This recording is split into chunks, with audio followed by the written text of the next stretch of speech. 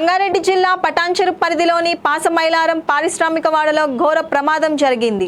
పాసమైలారంలో ఉండే సిగాచి కెమికల్స్ పరిశ్రమలో సోమవారం ఉదయం రియాక్టర్ ఒక్కసారిగా పేలింది. రియాక్టర్ బ్లాస్ట్ అవ్వడంతో మంటలు ఒక్కసారిగా ఎగిసిపడ్డాయి.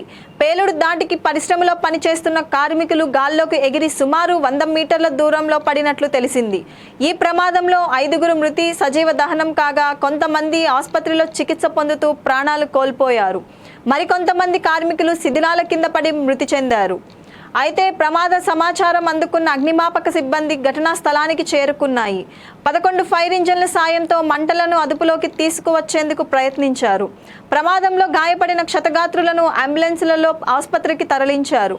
అయితే సోమవారం సాయంత్రం 7 గంటల వరకు 14 మంది మృతి చెందినట్లు తెలిసింది. సహాయక చర్యలు మరుసటి రోజు వరకు కొనసాగే అవకాశం ఉంది. నేను ఇప్పుడే లోపల కలెక్టర్ గారిని, ఎస్పీ గారికి కలిసి చెప్పాను.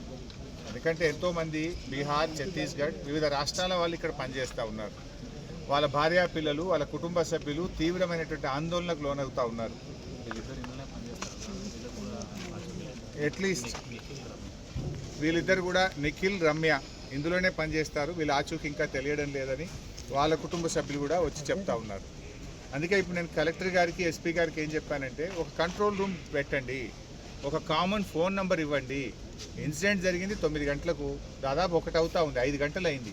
ఏం చేస్తున్నారు 5 గంటల నుంచి? ప్రభుత్వం ఏం చేస్తుంది? అధికారులు ఏం చేస్తున్నారు? ఇంత పెద్ద ఇన్సిడెంట్ ఈ ప్రాంతంలో జరిగితే ఒక కంట్రోల్ రూమ్ పెట్టి, ఒక ఫోన్ నెంబర్ను పెట్టి, ఎవరైనా ఫోన్ చేస్తే ఇగో పలానోళ్ళు పలానా హాస్పిటల్లో ఉన్నారు, పలాని వాళ్ళు చనిపోయి పోస్ట్ మార్టం దగ్గర ఉన్నారు, ఇంకా మిగతా వాళ్ళ వివరాలు తెలవాల్సిన అవసరం ఉంది, తీసుకోవాలా వద్దా?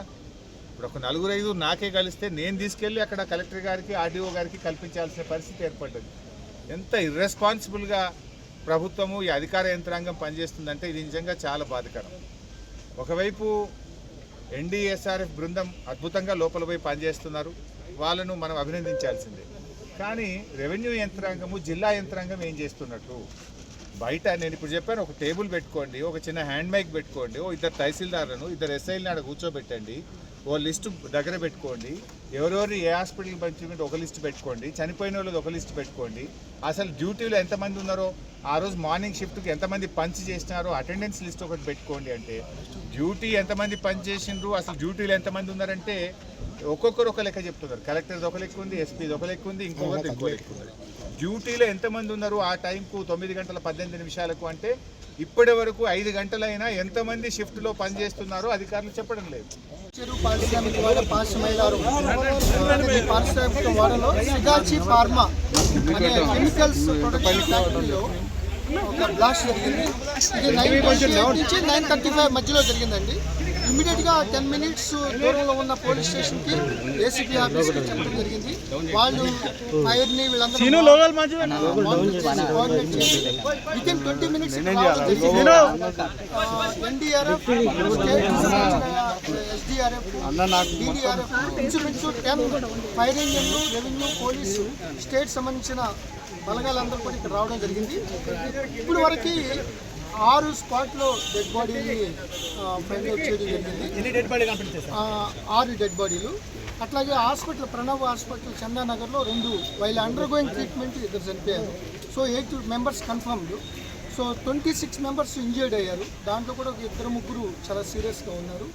సో వాళ్ళు ఇమీడియట్గా మెడికల్ టీం కానీ, అంబులెన్స్లు కానీ ప్రభుత్వ పరంగా ఇమీడియట్గా వాళ్ళ మీద అన్ని జాగ్రత్తలు తీసుకుంటున్నారు.